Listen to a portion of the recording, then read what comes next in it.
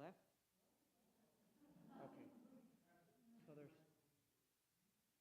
So our series is winding down. So at the end of February, the health series will end. So before, you all remember, some of you were not present before, but our series, we would do the midweek study on Wednesdays. So as soon as the series is done here, we will go back to Wednesday. So I would suspect that that is the first week in March. So if there are 2 more left, if today's the third to last, and then I think the next one is penultimate, the second to last, and then the last one. So that would end with the last Tuesday in February. So the first Wednesday in March, we will begin on Wednesday again. And we'll put out some information as to what we're going to study. We're going to be having a revival month with a revival emphasis coming up soon. So we're going to lead up to that. We're actually going to talk, when we go back, we're going to spend some time talking about prayer, our prayer life, how to grow in our prayer life. But we're particularly going to show you all in the group here how we can pray in a group. We're going to show you a method of group prayer where we can all open up and all not only connect with the Lord, but with each other. And so we'll talk about that as we get closer, and that will lead us into the revival series that we're going to do.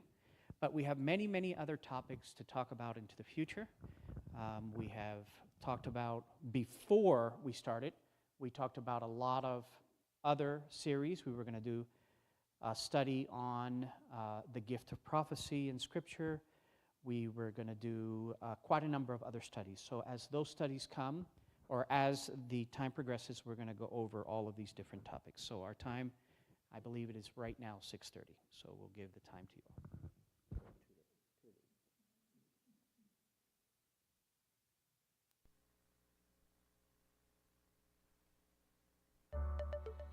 Benjamin Franklin said, "Love your neighbor, don't pull down your hedge."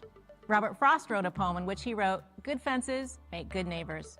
That's true of national borders, homes, and yeah, even with the chicken coop. Really, fences and borders are for protection from enemies and to foster good relationships. Boundaries exist not to be impenetrable, not to promote isolation and alienation. They're supposed to be a place of connectivity.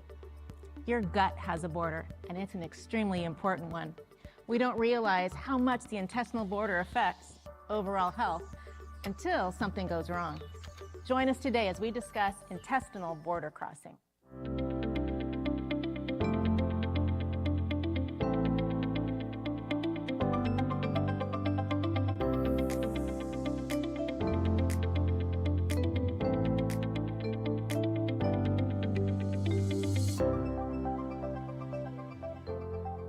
Welcome back to Made for Health. I'm so glad you've joined us today because we are talking about a super important topic, the intestinal border, what it is, and how this border impacts total health. Are you concerned about your gut health? Have you ever heard of leaky gut syndrome? The gut is responsible for the digestion of food. It's where nutrients are absorbed into the bloodstream, but it's actually responsible for a whole lot more, making it a vital part of the body. When the intestinal border is compromised, though, it can lead to chronic inflammation, autoimmune disorders, and other health problems. We will be discussing the role of the intestinal border, the triggers of leaky gut, and the foods that can break down the mucus protective barrier. Well, the intestinal border, of course, is where the nutrients are drawn in from the gut itself into the bloodstream. And so, the term border is a very appropriate term because it's wanting to allow the right things in, but prevent the wrong things from coming in. The border in our intestines is really the intersection between the external and the internal.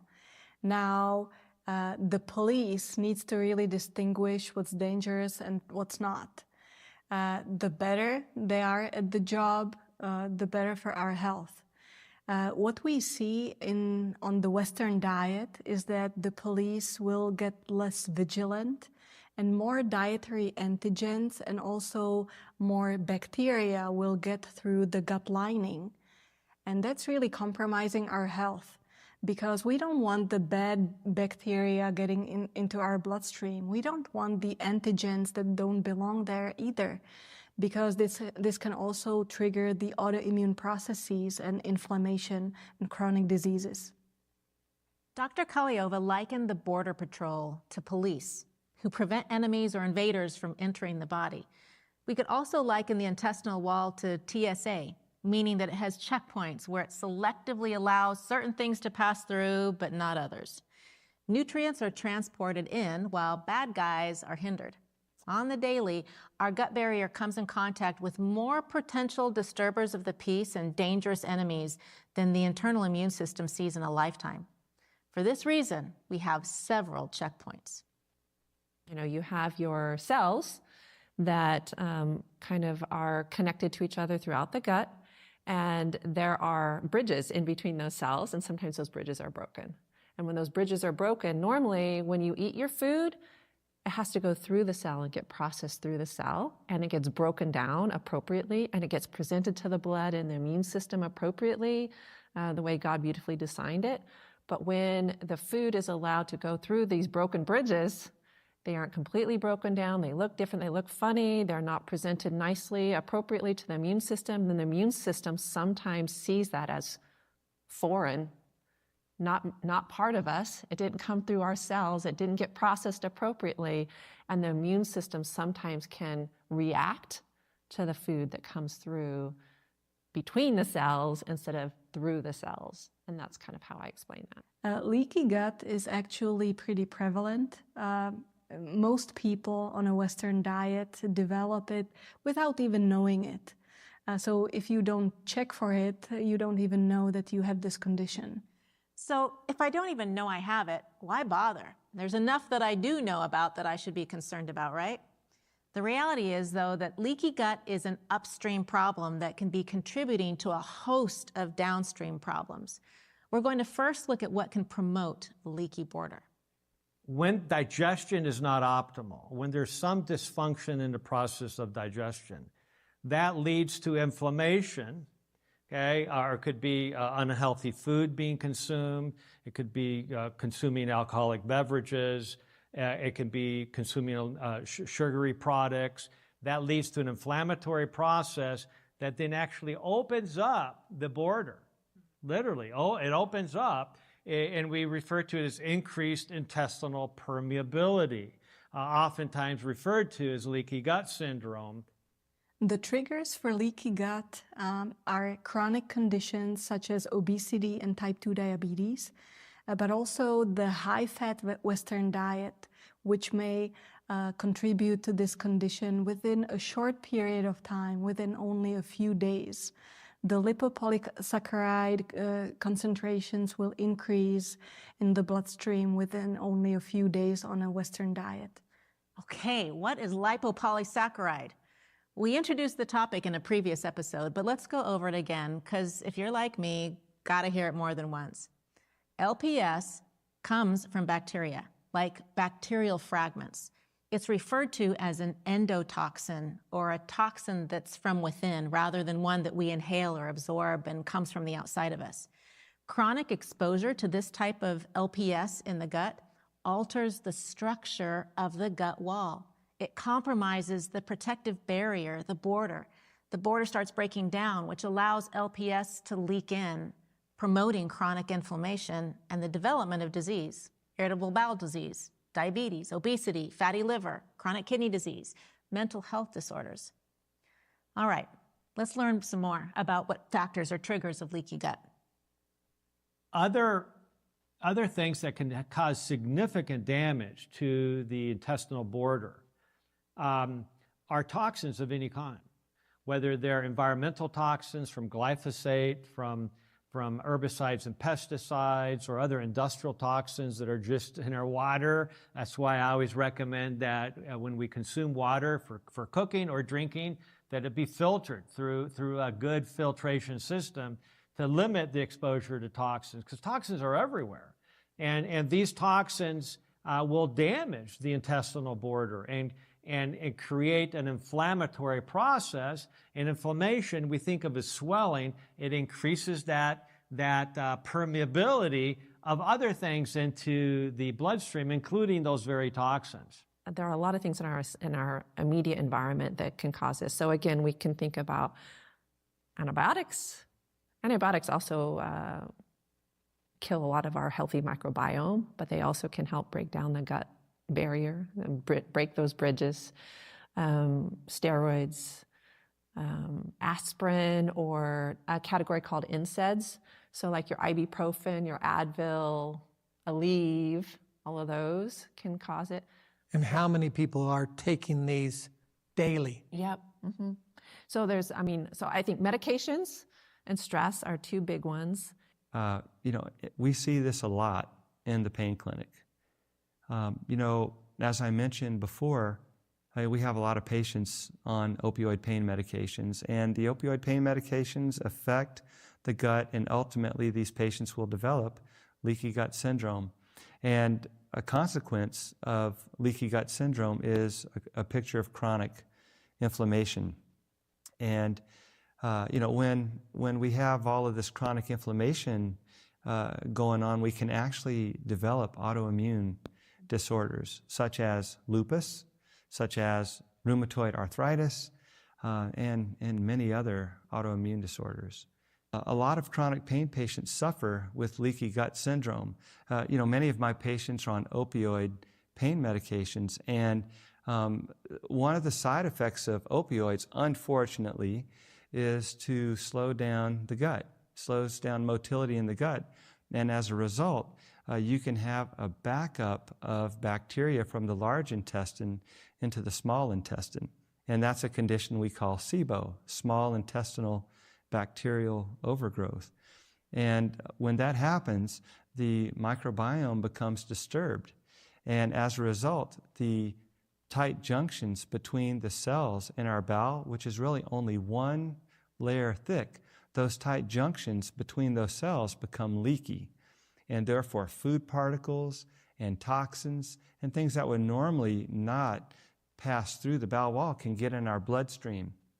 And when things get into our bloodstream that are not supposed to be there, our immune system reacts against it. Our immune system, our white blood cells, our antibodies realize that, hey, there's something here that's not supposed to be here. Let's get rid of it. And so the antibodies bind to these food particles and create complexes, and then the complexes can then become deposited in places such as our joints, our muscles, and all sorts of tissues. And that sets off a picture of chronic inflammation in those tissues, and therefore we develop pain everywhere. Are you saying that when I have a knee problem, when I have pain in my knee, it's not just a knee problem? Yes, so that's exactly what I'm saying. When you have a knee problem, it's not just a knee problem. It's pain and inflammation. So yeah, you do have bone on bone, and so your body is having a hyperinflammatory reaction that's causing pain. If you can take the inflammation away, now the pain is gone, and you can manage and do okay with the same bone on bone x-ray looking exactly the same. And so we don't understand, and we don't even begin to understand as physicians, the role that inflammation plays in pain, especially musculoskeletal pain, and how taking the NSAIDs to try to manage that is the worst thing you can do, because now you're destroying the gut too. Wow. My guess is that literally all of us have some kind of pain reliever at home. So I had to have her clarify and restate what she just shared. Yeah, for sure. And then, if you do it for a short period of time for a very specific reason, the odds of you creating long-term damage is much less. But yes, the chronic use that definitely can create problems. But I'll come back to this. A lot of people are using the NSAIDs for musculoskeletal pain, I have knee pain, my knees hurt or whatever. And what we find is, they'll go and they'll get an x-ray done and they'll say, oh, my cartilage is damaged and, it's bone on bone and this and that. And I have the pain and I have to have this. And, if you could actually stop the pro-inflammatory foods, you can actually reduce the pain, can completely go away. The x-ray looks the same. The pain is gone. You don't need the NSAIDs because you've changed your diet to be anti-inflammatory instead of pro-inflammatory. And you've just used food as medicine. You've eliminated the need to damage your gut. And now you're golden. I think that is so important for us to understand. By reducing inflammation with lifestyle interventions, there is the incredible potential that we can still have bone on bone, yet not need anti-inflammatory medications because the inflammation's gone. Because when you think about it, anything that weakens the border is going to lead to even more inflammation. Not having a healthy diet allows the gut to have reduced. We have in the gut something called our mucus layer, which actually kind of helps protect the gut and give a buffer for it. And so different foods that we eat kind of break down that mucus layer, and we lose some of that protection and allow some of the other nutrients to get into the area where the bridges can get broken. And so I think of just nutrition in general. I gotta pause here. This is such valuable information. Remember, one of the border checkpoints is a mucus layer in the small intestine and a 2-layer mucus film lining the large intestine. This mucus layer protects the wall of the intestines. It protects it from contact with intruding microbes or any troublemaker. The mucus also behaves like an intestinal cleaner, removing debris and bacteria, flushing them down so we can excrete them. A healthy mucus layer protects the immune system by reducing its exposure to allergy-triggering molecules that would set off a host of symptoms. So in this way, it acts like a first-line defense, an immunological defense against possible harmful compounds. Because remember, 70% of your immune system is stationed right on the other side of this very thin intestinal wall. And if your immune system saw everything in your gut, it would probably go nuts. So the mucus keeps some things away, like harmful intruders and external toxins, so they can end up in the toilet instead of your body. It also protects your gut cells from your body's own digestive acids and enzymes. But it also transports beneficial travelers to the cell wall. This mucus layer is so important to a healthy gut. Different factors have been found to break down or degrade the mucus layer, like eating a low-fiber diet.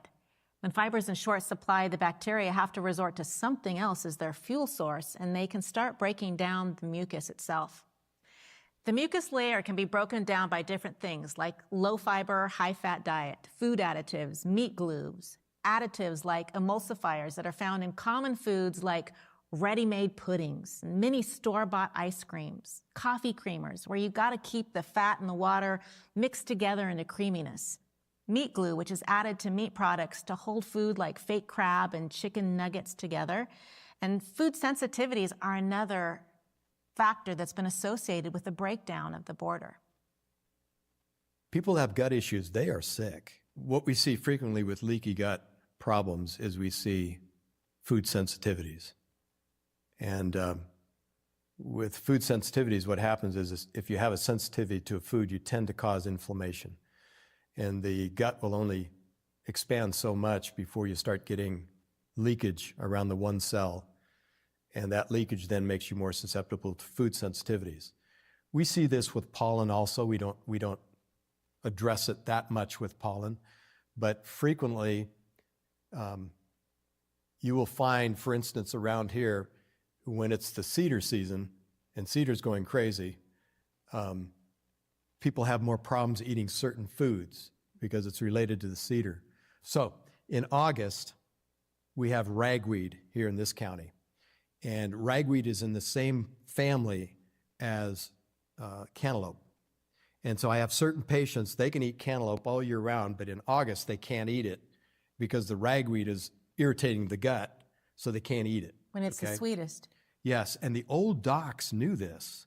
In fact, I got this from an old doc from Denver, Colorado, who was a classical allergist, who gave me a whole list of what pollen was associated with what food because they were in the same family, okay, plant family. So that's why when patients come to me and say, oh, I'm really sensitive and I've done this test and I'm allergic to all these different foods, chances are they're really not allergic to all those foods. They may be have a problem with a few of them, okay, but those few are creating that leaky gut that then increase the problem with all the other food. And so that means things get into the bloodstream that otherwise would not get into the bloodstream. These are like inadequately digested proteins, for instance, can get absorbed. I mean, you already have poor digestion to begin with, right? That led to this problem. Now you have these improperly digested proteins that get into the bloodstream, and now the immune system inside the bloodstream is going like, whoa, what is this? This is a biologically active substance that we don't want in our blood,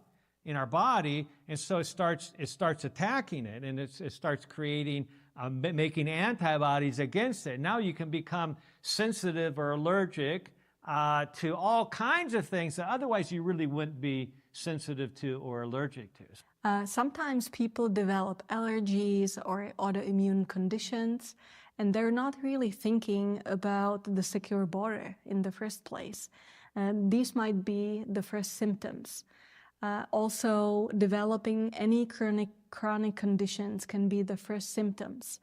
And the good news is that the treatment for the secure border is the same as for any other chronic conditions. Transitioning to a plant-based diet, to a whole food plant-based diet with enough physical exercise, also with incorporating intermittent fasting, those are the most powerful remedies for all these chronic conditions and for the secure border. If the border is not secure, this can be a cause of increased inflammation in our body and the development of insulin resistance down the road. If you're not familiar with insulin resistance, we have an episode coming up entirely on that topic. But this insulin resistance is the metabolic dysfunction that can be at the hub of diabetes or polycystic ovary syndrome or obesity or elevated cholesterol. But leaky gut can possibly be what's driving insulin resistance. Securing the border is important in preventing the development of all the chronic diseases, such as obesity and type 2 diabetes, cardiovascular disease, and cancer and autoimmune disease. We are what we eat.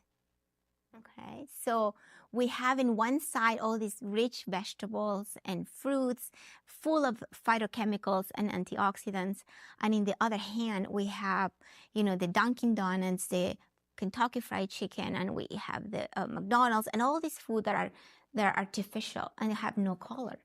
So we need to start. I usually tell my patients, you are a sport car, one of the finest. And what do you put in that sport car? Do you want it to go and put diesel in it?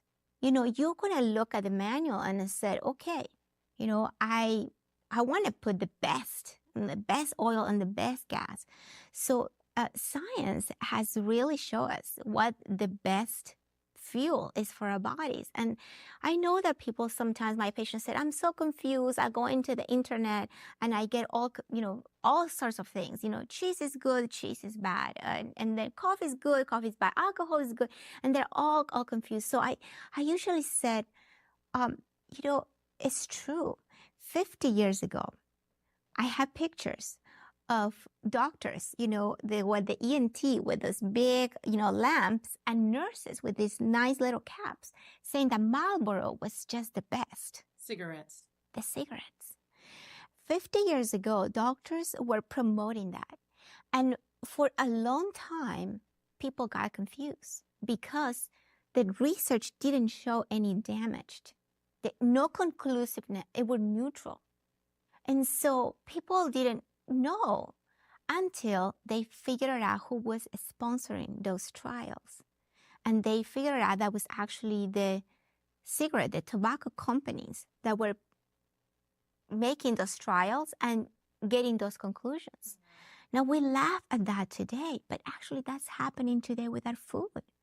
Because the research of cheese and research of dairy, research of meat, they're all compromised when we know who is sponsoring them. One of the things that I give to my patients is a website called nutritionfacts.org. It's not sponsored by any pharmaceutical. It's not sponsored by any food. It's a physician who has a team of people that collect all their research. They analyze them and they bring all the ones that have no bias to the public. And so it is sometimes scientific and people may feel intimidated, but the website has the intention to educate the general public. So I will highly recommend to all of your viewers to look into watching the news. It can be a little bit tricky. I have a problem recently when the news said that aspirin was not necessary anymore, based on a guidelines and some recent research. But that's what the news mentioned. And so I have all these patients calling my office and saying, oh, I don't need aspirin anymore. I don't need aspirin. The news said I don't need it. So when looking at the research, this was a prevention trial. So we used to recommend everyone, above 50 to just get on aspirin. We know now that you don't need to do that unless you have risk factors. You're diabetic, if you're a smoker, if you have heart disease, if you had prior bypass surgery, you need aspirin. So my patients with bypass surgery wanted to quit aspirin because they were watching the news. If the gut is exposed to noxious agents, whether there are, parasites or bacteria that are not, from the gut, that they do not belong in our microbiome and they're introduced in some way, they get damaged. And the most important thing that causes damage is food, processed foods and unhealthy foods, foods that are very high in saturated fats, in salt and sugar. They tend to damage the gut barrier. And so you see seepage of unwanted products into the circulation, which in turn affects the rest of our system. So I'm going to show you what has changed in this graphic from the 1900s to 210. This was published in a food review, in a major trend of culinary in review in 2000. So sugar in the 1900s, people were consuming 5 pounds a year. Today, in 2010, 190 pounds. Sugar, that was sugar, oil, 4 pounds back then. Today, 74. Cheese, 2 pounds per year, now it's 30 pounds. Meat, 140 pounds per year, now 210 pounds. Fruit and vegetables, back in the 1900s, 131 pounds per year, now 11. Okay, so if you're telling me what has changed, okay, this is a very important graphic to know. Calories in 1900, 2,100 calories.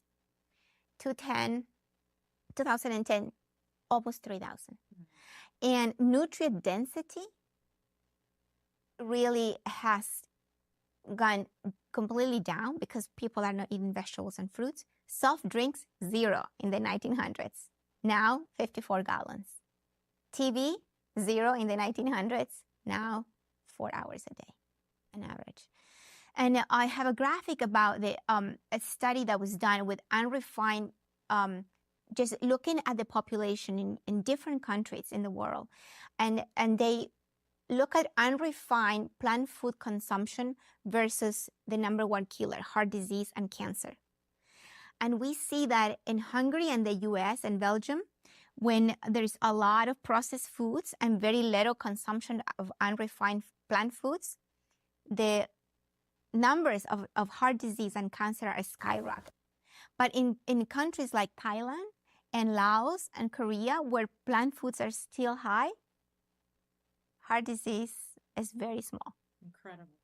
So I think we need to understand that, foods are so important. What we put, I tell my patients, you have 3 chances to cure your heart: breakfast, lunch, and dinner.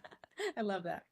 What's happening with a chronic kidney disease is you're getting a buildup of urea that's going through the blood, and it's also getting into cells, individual cells. And if it gets into the bowel, what happens there is the urea actually breaks down the adhesive point that keeps cells together.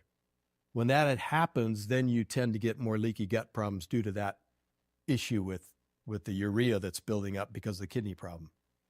And so it's really important to get a handle on the gut and on the chronic inflammation.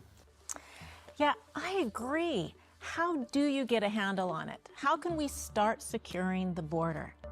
We covered a lot of ground today, and I don't want you to be discouraged if you are one who relies on NSAIDs to deal with chronic pain or have chronic kidney disease and feel like you're in a vicious cycle. No shame, no blame. We just want to help get you unstuck, because you were made for health.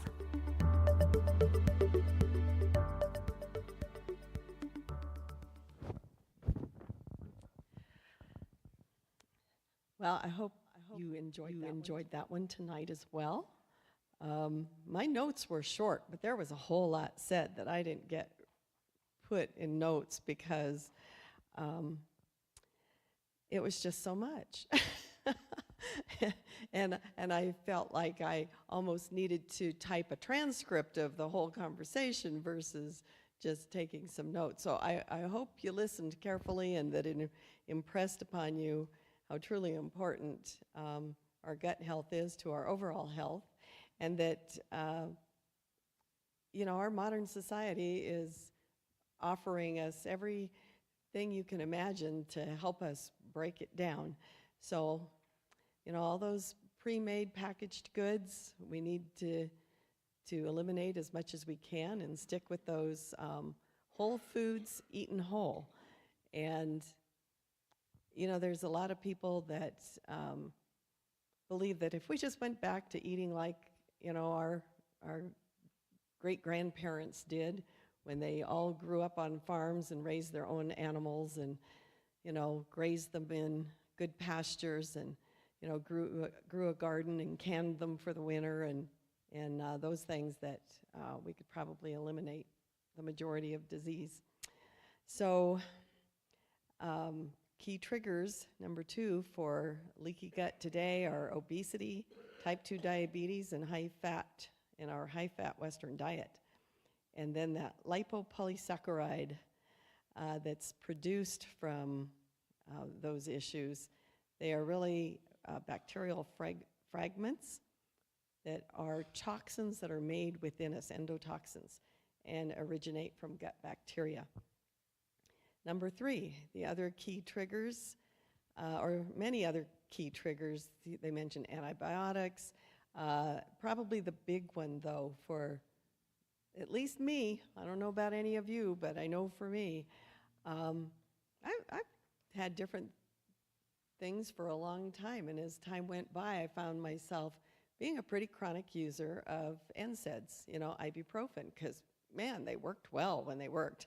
And I just didn't know that they were as big a cause as they are for destroying my gut, creating a leaky gut syndrome, and consequently a host of other things that have been perplexing. And only recently, 2, 3 years, whatever, 4 years, that I've understood really a direct connection between those NSAIDs and some of the other symptoms that I was dealing with. So this one sure made it very clear. If you have the kind of pain that requires NSAIDs, then, as hard as it is to do, it's looking to the diet that's probably going to get the change made. As well as the other lifestyle factors that we're always talking about, the exercise and sunshine and fresh air and just doing good, healthy things for our bodies. But anyway, food is our medicine. That's kind of the bottom line. Whole food eaten whole. That's unadulterated. And there's lots of things to learn about how to prepare that whole food so that we don't end up ruining it through, you know, cooking inappropriately, cooking at too high heats, you know, grilling, a lot of things that can actually ruin what was actually pretty good. But nutritionfacts.org, I forgot to type it on the page here, but if you didn't jot down the website, nutritionfacts.org, and you can go there to ask questions and learn a whole host of things that are going to keep us on the right path. So, any questions that you might have, or anything you'd like to share, again, about diet, nutrition, things you've learned? We were just watching a video earlier tonight, or kind of a workshop presentation online about brain health and overcoming Alzheimer's and some of the things they've learned that directly affect that. Of course, it still mostly boils down to what you eat and how good your nutrition is, but there are a few other variables, and that was pretty fascinating tonight. So, anybody? Jerry? Okay.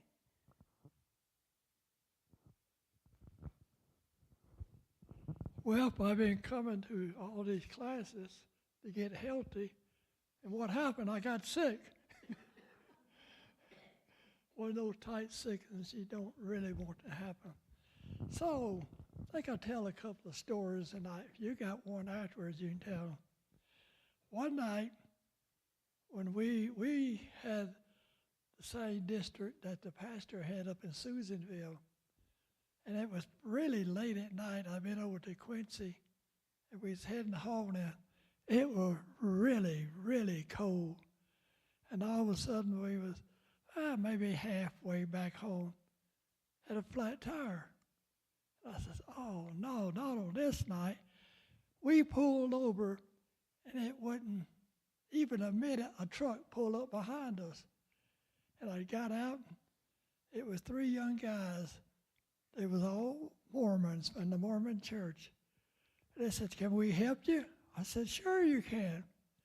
So it wasn't 10 minutes they had my flat changed, and we was on our way. So then the next day, I took the car down to Les Schwab's, and they fixed the flat. I said, boy, you got a gash in this tire. Then I remembered we come real close to a little landslide on the way home, and it had cut the tire. And them guys were right there to repair it. So we got the tire fixed. We started pulling off the lot, and bang! Another tire blew out, and it was on the front. So we stopped, and I backed back over to Les Schwab's and got it back over there. They looked at it and says, did you drive all night on that tire? I said, well, I guess so. It got sliced at the same time the other tire did, but we made it all the way home, probably 50 miles in the cold, and that tire held up till we got to Les Schwab's the next morning. I thought that was just pretty amazing that God would do something like that. And I had another story, if I can think of it. Do you ever find yourself in an answer to prayer for someone? Or do you just, something happen sometimes, and it just happens? Well, Sabbath morning I got up, and my stomach was still a little woozy. So I had some peppermint. So I took a bite, and I put it in my pocket. Came to church, and I was chewing on that peppermint to keep my stomach feeling good. Well, as I was walking out, Jennifer, Evelyn was sitting out there on the couch. I just walked over to say hi to him. And Evelyn says, you have any candy in your pocket? I said, why you ask that? Because I never carry candy in my pocket. I may carry it. But anyway, I said, why you need it? Well, Jennifer is about to pass out. Reached down there, I should have brought another candy stick. He gave it to her, and it was just amazing how that happened. You know, these arrangements are made ahead of time by God. He knows what's going on. So that's why we always need to remember to talk to God and listen to God.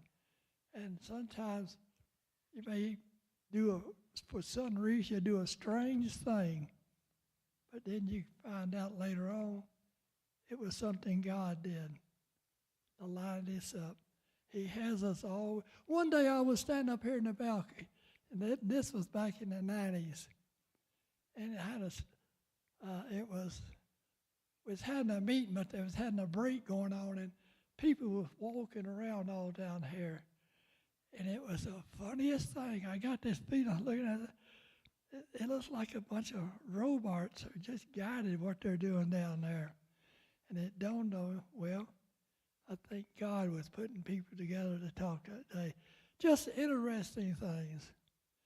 So, anybody else has a story they want to tell? I know the pastor always has good stories. We love your stories. This last week really touched my heart. And anybody? Good, Robert. I'm glad you. I don't really have a story. I got, I guess maybe a statement of thanks that we have something like this that we can learn from, because there are a lot of times like nutrition is not really talked about in church and everything, and I've had friends that are overweight, diabetic, lupus, just the list goes on and on and on, and I say, well, have you ever thought about changing your diet? And maybe no, that's not it, because it says in Scripture it's not what defies a man, that what goes into a man doesn't defy a man, what comes out of a man. So they base their bad diet and just eating whatever crap that off of that. And I'm like, are you for real?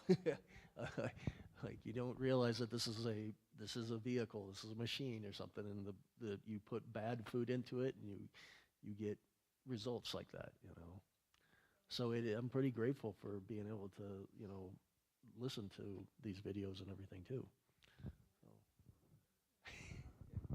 But I was thinking about that. Oh, and the other thing what I wanted to say was it would be really interesting to see, they only talked about it really shortly, but that allergy list about the corresponding things like that when things are in bloom, what you shouldn't eat or...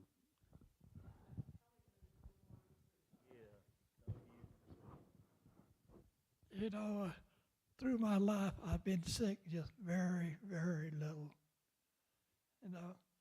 But this has been a rough year. We spent a lot of time in Louisiana with my brother and some time with her dad. But when I come back from Louisiana last time, I don't think I've been totally well since then. Going to doctors, but they haven't come up with an answer yet. And I feel good sometimes, and sometimes I just feel like a wet noodle. So I want your prayers, a prayer to these doctors or come up with something.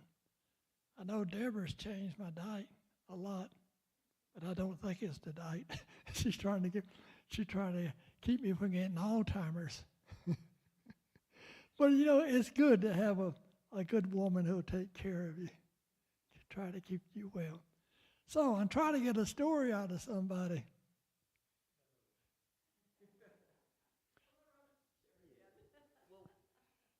So I've never had good luck at doctors. I will tell you that. I've had more luck praying about stuff and then seeing what answers come in the form, because I think God speaks to us like if we listen and everything. And like example, one time, you know, just somebody presenting you like, hey, have you read this article or something? Maybe the answer to something that, you know, you've had a sickness with and everything like that, you know. And this is a funny story. So I was snowboarding out at Sierra Tahoe one time, and I hadn't moved up here yet, and so I was still living down in the Bay Area, and I had my dog with me, and so I left him in the truck in the back of the topper and everything, and it started snowing while I was on the mountain, and I came back down, and the back of my topper was open, and my dog was gone, and so I was, oh no, go looking for him, and so I was like, immediately I'm like, okay, well, I smell barbecue, I'm gonna go that way. So I went, no dog, and they're like, oh, somebody said on the radio there was a dog running around over by the kids center, and I said, oh, okay. And so I went over there, and I said, hey, have you guys seen a dog? And they're like, no dogs or anything. Haven't seen any dogs. And then I was leaving the kids center, and there's a staircase that's like double flight of stairs that goes up to the parking lot. And I said, like, to myself, I said, dear God, please help me find my dog and everything. And there was a woman and her son up the flight of stairs ahead of me, and the little kid started jumping up and down. And he said, who let the dogs out? Oof, oof, oof, oof. And he was pointing. And I went, oh, mouth of babes. And I like started walking the way that he was pointing, and I found my dog over between some cars. So like I've had so like many experiences where I'm like, dear God, what do I do and everything? And then somebody's like, hey, did you know about this? No, so.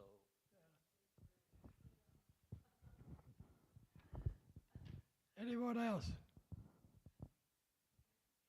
You never tell a story.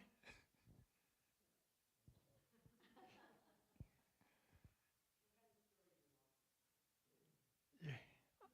My ears are stopped up.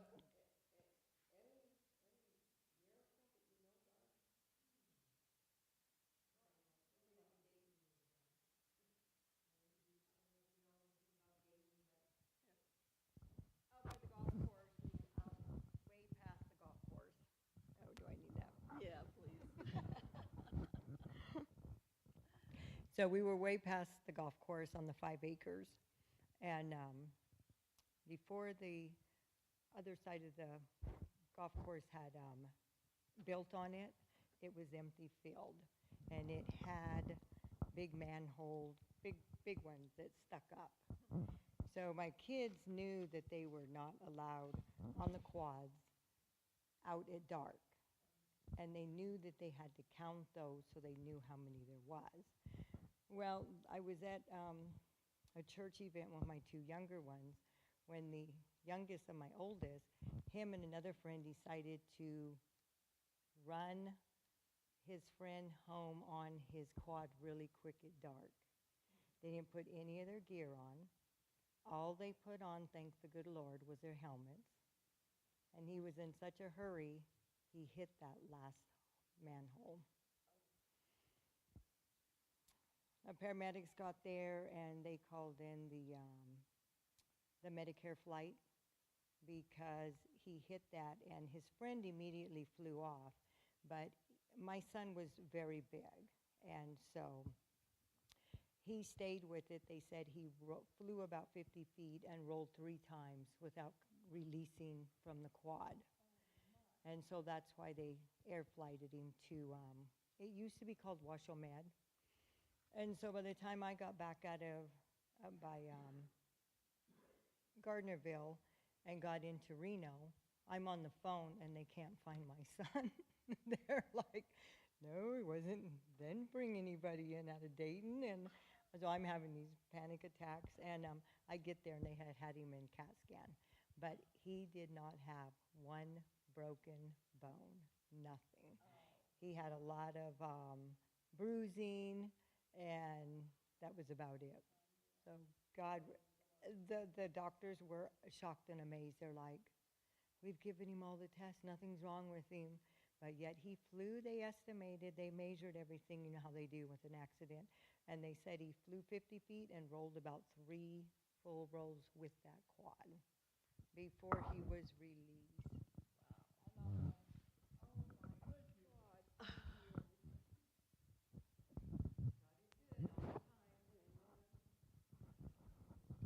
Well, if nobody else has any stories, we'll let the pastor go home. So, anybody have a prayer request yet? Yeah, Carl that lives with me, she wanted to have us pray that she doesn't have any more migraine headaches. Carla. I know the feeling. A lady, Jan, that works at our pantry, her son is going to be having surgery Thursday. He's been battling for his life with blood clots. So I think he's important. Well, Deborah and I seen a good thing. We went up to visit Betty Pryor yesterday. Walked in a room and she was up walking around talking up a storm. So it was good that the cold's gone and she's feeling a lot better. Her mind is still here and there, but that was a good sight to see her out of the bed moving. Like Evelyn said, let's keep Carla in prayer because she's really helped me to get Bible studies done, especially with the more challenging ones. But I also want to lift up Sigrid in prayer. She texted me and said she was just being discharged from the Carson Tahoe Hospital for whatever is going on. I just know something about she was in some kind of pain. But keep her in prayer and pray for whatever's going on. The fact that they're discharging her is a good sign, but just keep her in prayer.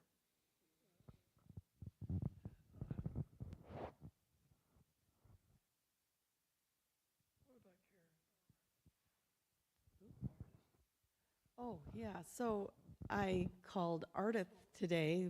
This is Ardith Schneider.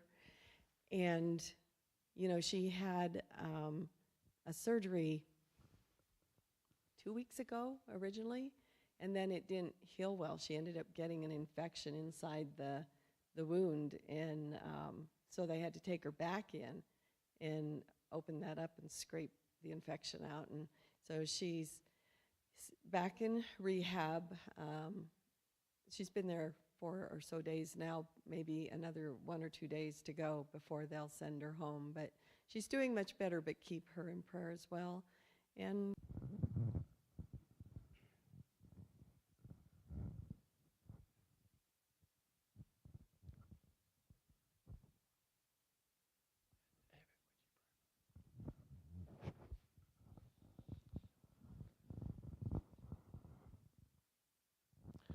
Dear Heavenly Father, Lord, you've heard all the prayer requests, and we just ask, Lord, that you be involved in those situations and that you give healing and comfort to those who are sick, to those who are in the hospital, to those who are in the rehab facility fighting off infections. Lord, we just pray that you will be glorified in every single one of our hearts, and we thank you and commit our trust to you. Thank you so much for all that you do. And I lift up everyone here, asking you to give us all safe traveling mercies. And thank you so much in the precious name of our Lord and Savior, Jesus Christ. Amen.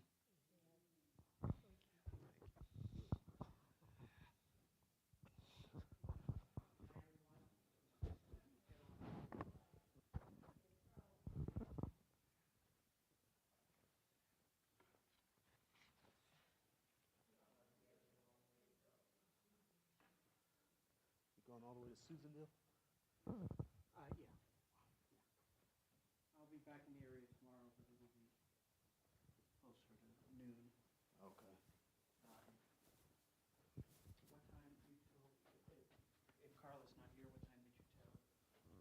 We'll probably be here by, well, she might be here too, but I'm going to try to be here by 9 or 9:30. And then 11 o'clock is when we're doing that one study. Oh, you're doing that. And then after that, we're going to Wellington for Bonnie. That's right, Bonnie. What time was Bonnie? Most likely 1:30. I think you have, well, I have her number, I can tell her too. Yeah. Let me know if Carla doesn't make it tomorrow. Okay. I should be here by noon to accompany you if necessary. Okay. If not,